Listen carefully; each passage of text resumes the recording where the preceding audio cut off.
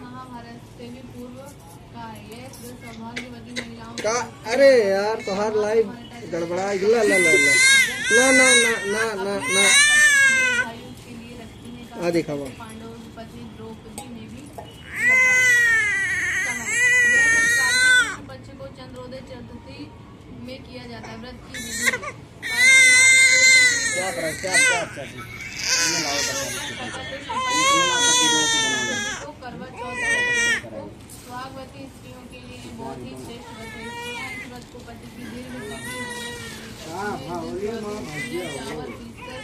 दीवार पर करवा चौथ बनाती है, जिससे एंगल सही है।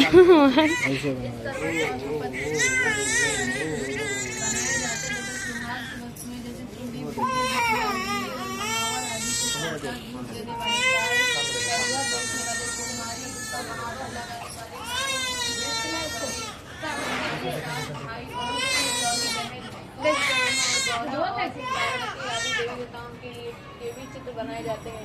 स्त्रियों को इस दिन निर्जल व्रत रखना चाहिए। रात्रि को जब चंद्रमा निकल अनिकेत का ड्रोन ले आएगा।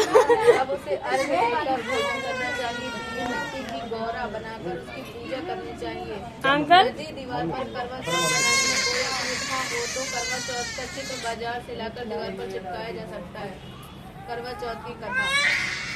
एक साहूकार था, उसके साथ बेटे और एक बेटी थी। सातों भाई व बहन एक साथ बैठकर भोजन करते थे। एक दिन कार्तिक की चौथ का व्रत आया तो भाई बोला कि बहन आओ भोजन करें। बहन बोली कि आज करवा चौथ का व्रत है, चांद उगने पर ही खाऊंगी। तब भाइयों ने सोचा कि चांद उगने तक बहन भूखी रहेगी, तो एक भाई ने दिया जलाया, दूसरे भाई ने छलनी लेकर उससे ढका और नकली चांद दिखाकर बहन से कहने लगी कि चल चांद उग आया है, अर्घ दे ले।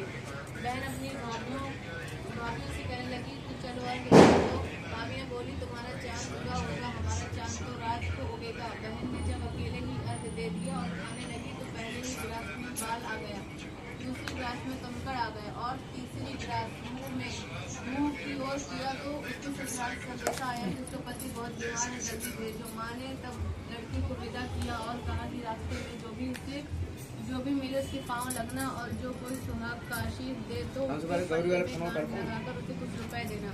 बहन जब भाइयों से विदा हुई तो रास्ते में जो भी मिला उसने यही आशीष दी कि भाई बहन तुम्हारे भाई सुखी रहे और तू उनका सुख देखो। सुहाग का आशीष किसी ने नहीं दिया। जब वह ससुराल पहुंची तो दरवाजे पर उसकी छोटी नंद खड़ी थी। वह उसके भी पाँव लगी तो उसने कहा कि सुहागिन रहो, सपूती हो। तो उसने यह सुनकर पल्ले में गांठ बांधी और ननन को सोने का सिक्का दिया। तब भीतर गई तो सास ने कहा कि पति धरती पर पड़ा है, तो वह उसके पास जाकर उसकी सेवा करने के लिए बैठ गई। बाद में सास ने दासी के हाथ बची कुची रोटी भेज दी।